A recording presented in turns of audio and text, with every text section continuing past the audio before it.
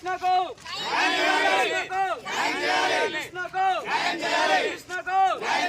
ప్రమాదానికి కారకులైన అధికారులను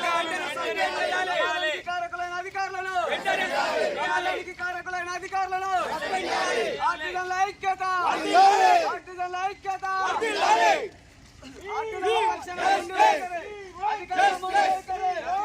అధికారుల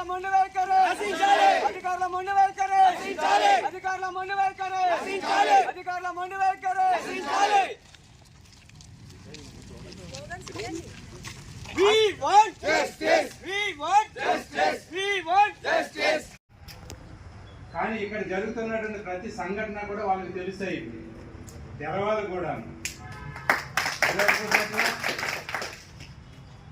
అంటే వాళ్ళు కొద్దిమందిని ఇన్ఫర్మేషన్ పెట్టుకుంటారు, రకరకాల ఛానల్స్ ద్వారా సమాచారం తెప్పించుకోండి, మనకి అభ్యంతరం లేదు. ఎవరైనా వాళ్ళ అనుచరులు ఎవరైనా ఉంటే కనుక ఇక్కడికి వచ్చి మేము మాట్లాడిన మాటలన్నీ కూడా రికార్డ్ చేసి మంచిగా పంపించాలి, దానికి కూడా మీకు సపోర్ట్ చేస్తాం మేము.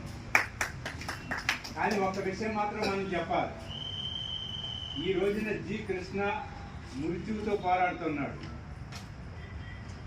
నిన్న హాస్పిటల్కి వెళ్ళాలనుకుంటే మనకు వెంటనే లోపలికి రానివ్వట్లేదు సార్, చూడడానికి ఇన్ఫెక్షన్ బాగా వస్తుంది, ముందే బర్నింగ్ వార్డు కాబట్టి చాలా ఇబ్బందికరంగా ఉంటుందని చెప్తే హాస్పిటల్ వరకు వెళ్ళి తిరిగి వచ్చేసాం.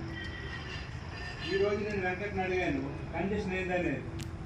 నిన్నటికి ఈ రోజుకి చాలా డిఫరెంట్గా ఉంది, మనిషి స్వెల్లింగ్ వచ్చిండు, కాబట్టి డాక్టర్లు ఇంకా 2 రోజుల వరకు ఏమి చెప్పలేమని చెప్తా ఉన్నారు. అంటే ఒక సీరియస్ కండిషన్స్లో మన గ్రేడ్ 1 ఆపరేటర్ ఉన్నాడనే విషయాన్ని మనందరం కూడా గుర్తుంచుకోవాలి. మరి దీనికి కారకులు ఎవరనంటే ఏఈనో ఏడీఏనో డిఏనో చెప్పలేము. ఏఈ నుంచి సిఈ వరకు కూడా కారకులే. ఎందుకంటే సిఈ ఇన్స్ట్రక్షన్ ఇస్తాడు ఎస్సీకి, ఎస్సీ ఇన్స్ట్రక్షన్ ఇస్తాడు డిఈకి, డిఈ కింద మీద రుద్దుతారు. అంతే తప్ప ఏదో ఒక అధికారి ఒక ఏఈనో ఒక ఏడీఏనో అని పూర్తిగా చెప్పలేము. కానీ కొద్దిమంది ఓవర్ యాక్షన్ కూడా చేస్తారు మీ ఏడీఈ లాంటి వాళ్ళు. అట్లాంటి వాళ్ళు ప్రధానమైన బాధ్యతలుగా చేయాలి. కానీ ఎంత జరిగినా కూడా ఇప్పుడు వరకు ఏ ఒక్కరి మీద కూడా యాక్షన్ తీసుకోలేదు. మేము అడుగుతా ఉన్నాం, ఈ రోజున ఇక్కడికి వచ్చి సిఈ ఆఫీస్ ముందు ధర్నా చేస్తున్నాం కాబట్టి ఒక మెమోరాండం ఇచ్చి ఒక మెమో ఇచ్చి దీని మీద ఎంక్వైరీ చేస్తున్నాం అంటే కనుక వదిలే ముచ్చటే లేదని చెప్పేసి కూడా చెప్పదలుచుకున్నాం. ఎంక్వైరీ చేసే ముందు బాధ్యులను ముందు సస్పెండ్ చేయండి, సస్పెండ్ చేసిన తర్వాత ఎంక్వైరీ ఆఫీసర్ని ప్రొవైడ్ చేయండి, ఎంక్వైరీ ఆఫీసర్ ఎంక్వైరీ చేస్తాడు. ఇదే విషయం నిన్న సిఎండి గారితో మాట్లాడాం. ఇక్కడ జరిగినటువంటి నర్సంపేటలో 132 కేవీలో జరిగినటువంటి యాక్సిడెంట్ మీద నేను నాతో పాటు మన కన్వీనర్ వజీర్ సాబ్ కూడా వచ్చాడు, మాట్లాడాం. అక్కడే మన జగత్ రెడ్డి గారు ఉన్నారు, డైరెక్టర్ గారు, ఆయన దృష్టి కూడా తీసుకుని వెళ్ళాం. వస్తూ జేఎండి శ్రీనివాసరావు గారి దృష్టి కూడా తీసుకుని వెళ్ళాం. అన్ని విషయాలు మాకు తెలిసినాయి. ముందు మెరుగైనటువంటి వైద్య సేవలకి మేము ఆదేశాలు ఇచ్చాము అని జేఎండి గారు కూడా చెప్పారు, సంతోషం. కానీ ఇక్కడ కృష్ణకు ఉన్నటువంటి పరిస్థితి రేపు ఈ మరొకరికి రాదు అనేది ఏంటి గ్యారెంటీ అని చెప్పేసి మేము అడిగాం. జాగ్రత్తలు తీసుకుంటామంటున్నారు, ఏం జాగ్రత్తలు తీసుకుంటారు? మన నిన్న కాక మొన్న ఇంకొక అతనికి రాజకుమార్ సిక్ అయి ఉన్నాడు. ఓకే సార్, కొంచెం గట్టిగా మాట్లాడండి. ట్రాన్స్కో వరంగల్ జోన్ పరిధిలో ఉన్నటువంటి నర్సంపేటలో జి కృష్ణ అనే గ్రేడ్ 1 ఆర్టిజన్కి ప్రమాదం జరిగింది మొన్న 21న. దీనికి పూర్తి బాధ్యత ఈ జోన్లో ఉన్నటువంటి ఏఈ నుంచి సిఈ వరకు బాధ్యత వహించాలని చెప్పి తెలంగాణ విద్యుత్ artisans conversion joint action committee చైర్మన్గా నేను డిమాండ్ చేస్తా ఉన్నాను. అసలు గ్రేడ్ 1 కార్మికుడు సబ్స్టేషన్ ఆపరేషన్ చేయాలి.